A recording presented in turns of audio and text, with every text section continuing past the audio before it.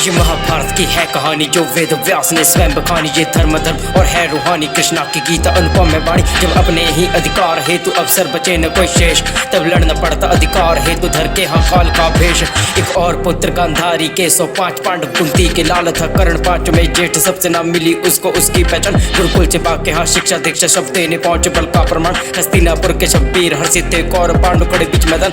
गदा घूमी फिर भीम की और लगे चलने अर्जुन के बाण। न कौरवों में कोई श्रेष्ठ ऐसा जो ज्ञान बल में उनके समान। तभी आया बीच एक योद्धा ऐसा अर्जुन के बाणों को देता मत। वो बना मित्र दुर्योधन का, फिर कर्ण चला कौरव के साथ। शकुनी के संग दुर्योधन ने लाक्षागृह निर्माण किया। जल के मर जाए ये पांडव वैसा था अनुमान किया। पर कृपा कृष्ण की देखो जो राज विदुर ने जान लिया। सहायता पाके पांडवों ने मां कुंती संग प्रस्थान किया। हुआ स्वयंवर आयोजित जो मठ से चक्षु का भेद करे। अब 45वें इच्छा से उस वीर योद्धा का चयन करे। बड़े बड़े महाबली वहां पर अर्जुन ने परचम फहराया। मधुसूदन की लीला देखो पांचाली पर अर्जुन पाया। जीत स्वयंवर अर्जुन भ्राताओं संग घर को लौट चले। बिन देखे जो कहे शब्द कुंती के हृदय को तोड़ चले। मुरलीधर ने आकर के फिर पूर्ण जन्म का ज्ञान कहा। 5 गुण से 5 पांडव शिव का वो वरदान कहा। द्वेष और सत्ता का लोभ दुर्योधन का बढ़ता जाए। गलत कार्य पे पर्दा डाले धृतराष्ट्र वही कहलाए। देख प्रसन्न 5 पांडव को क्रोध की अग्नि बढ़ती जाए।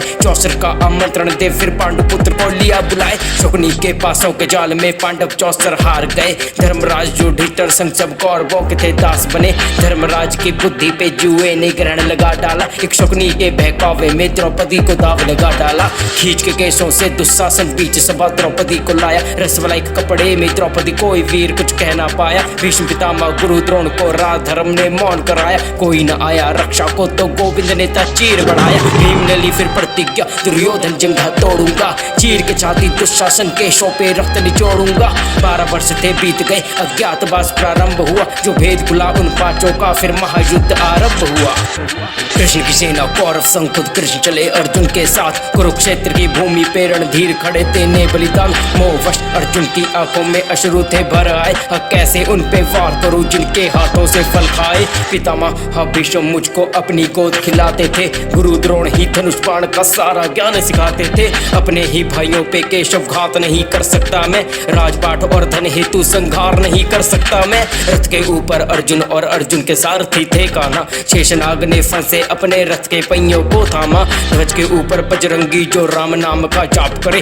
त्रेता युग में रावण ने तो खुद इनका था बल माना। अर्जुन की व्याकुलता देख मधुसूदन मन में मुस्काए। रूप विराट बना के अपना गीता के फिर वचन सुनाए। कभी न मरती जीव आत्मा मरता है शरीर यही। तुम जैसे वीरों का युद्ध में विचलित होना ठीक नहीं। कर्म तुम्हारे वश में पार्थ पर फल तेरे अधीन नहीं। निष्काम हो कि तुम कर्म करो यूं रण में रोना ठीक नहीं। सार हसुन के गीता का जो सत्य था अर्जुन जान गया। लीलाधर की लीला को पल भर में ही पहचान गया। सेना में अचरज हलचल गांडीव की काल सी थी कंपन। पर भीष्म की ताकत के आगे पांडवों की सेना थी निर्बल।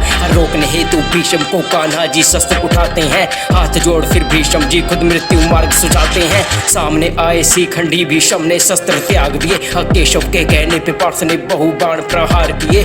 अर्जुन के प्रहार से भीष्म बाण सैया पे लेट गए। प्यास लगी जब भीष्म को तो अर्जुन से ही तृप्त हुए। 13वें दिन गुरु द्रोण ने देखो चक्रव्यूह की रचना कर दी। तोड़ दिया अभिमन्यु ने तो मिलकर सबने हत्या कर दी। प्रतिशोध में अर्जुन ने ये रथ को रण में मार दिया। पांडवों के एक झूठ ने फिर गुरु द्रोण का भी संहार किया। भीम ने दुशासन बध कर है वक्ष रक्त का पान किया। दिया वचन जो पांचाली को प्रण अपना था सार्थ किया। दुर्योधन की सेना पे जब काल के बादल घिर आए, तब सूर्यपुत्र ने आकर के था वीरता का प्रमाण दिया। कर्ण आया प्रहार करते अर्जुन की सेना संहार करते। रथ का जो पहिया भूमि धसा हंसी जा गिरा तो धरते कटके। मृत्यु का पांडव अब नाच करते कौरवों का काम तमाम करते। शकुनी का भी नाश करके वो बढ़ रहे थे विजय के पथ पे। वो बढ़ रहे थे विजय के पथ पे।